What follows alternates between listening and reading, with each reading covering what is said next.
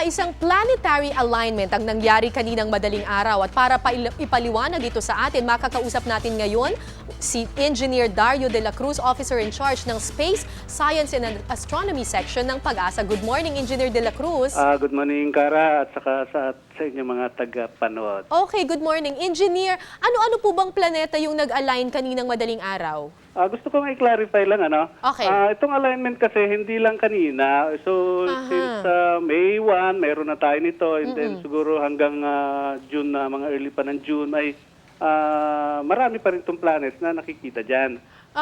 Pero ano pong planets po ito yung nag-align? Itong mga planets na nakikita ngayon ay itong planet Mars, Mercury, Venus, Jupiter. Ito kasi nakikita natin sa naked eye. Ibig sabihin nito, nakikita natin sa eastern side before sunrise. And then, kung may mga gamit naman sila, yung bandang itaas ng mga planeta nito, makikita rin itong si Uranus and Neptune. Kaya lang, hindi nakikita sa naked eye ito. Kailangan natin ng telescope. Okay.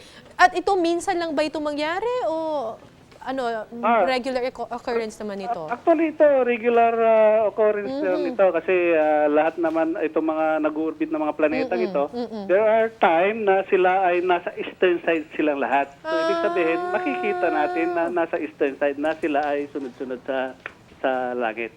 Okay. So talagang walang basihan itong mga agam-agam ng ilang mga tao na isang senyales na daw ito na magugunaw na yung mundo. Wala pong katotohanan yan at saka sa katunayan nga nung yung alignment na ganito ay nung nung 2002, 2000, 2007. So mayroon tayong mga alignment dito. Kaya lang yung iba nga mas marami pa yung nakikita sa naked eye kasi ang nakikita sa naked eye ngayon ay 4 lang.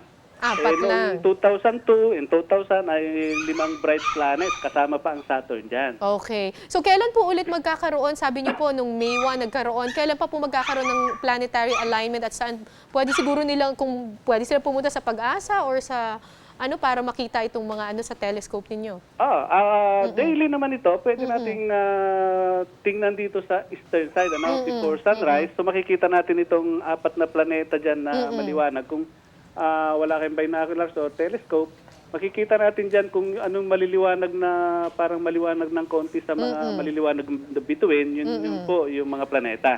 Okay. So nakikita natin po dyan before sunrise. Kaya Before dapat sunrise. mga 4:30 hanggang 5, so hanggang 5, makikita natin sila dyan sa eastern side. Okay, maraming salamat po sa paglilinaw, Engineer Dario de la Cruz ng PAGASA.